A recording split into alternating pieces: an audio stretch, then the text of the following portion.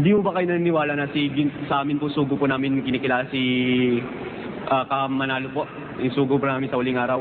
Di mo kayo naniniwala na siya ay anghel na ang kalagayan niya tao? Di kayo naniniwala? Wala sa Bibliang anghel na kalagayan ni tao. Wala po nun sa Biblia? Wala.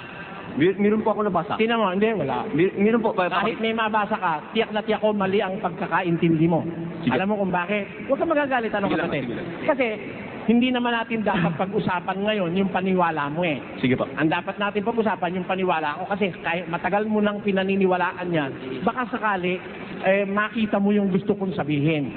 Pero yung sasabihin mo, nakita ko na yon. Actually, may hawak na ako nung mga ano na yun eh, pasugo. Alam ko na yon. Hindi mo na dapat paliwanag sa akin. Eto, ang sabi ng Biblia kung sino ba ang mga anghel, basa.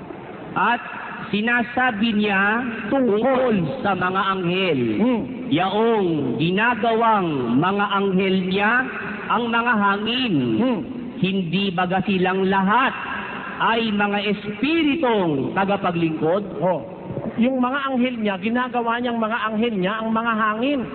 Tapos sasabi niya, hindi ba silang lahat, yung mga anghel, ay mga espiritong tagapaglingkod?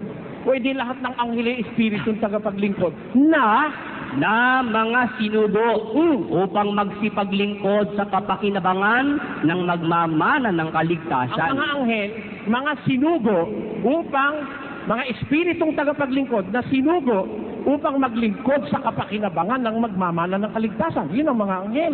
Mga espiritu yun eh.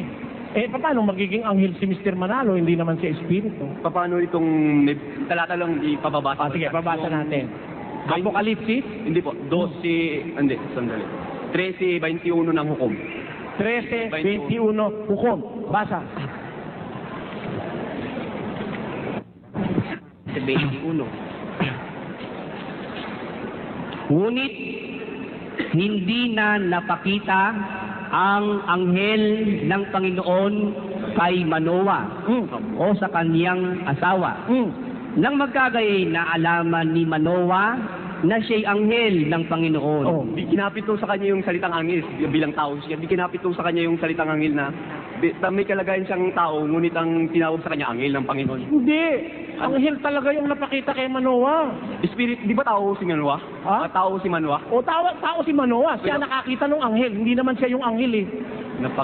Sige, ulitin natin. Ulitin natin. Hindi ko lang napakita eh. Sige. Basahin natin. Ngunit hindi na napakita ang anghel ng Panginoon kay Manoah.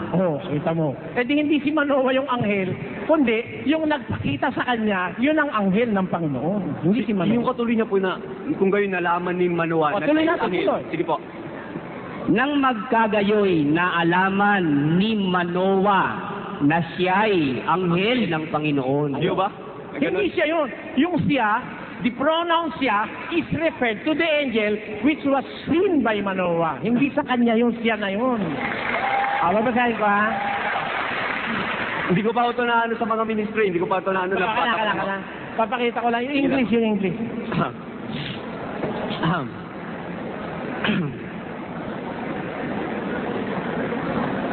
Sige. Iba ko tayo.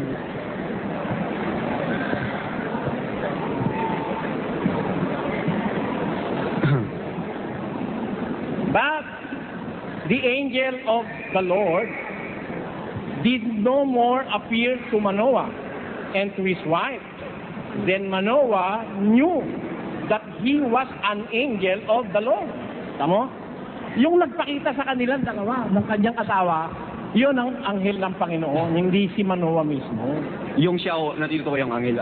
Referred to the angel yun. Hindi yung pronoun na yun is referred to the person that have shown himself to Manoah and his wife. Kasi nagsusuri lang ako sa Biblia, nabasa ko yan. Hindi naman masama yun. Nabasa ko lang.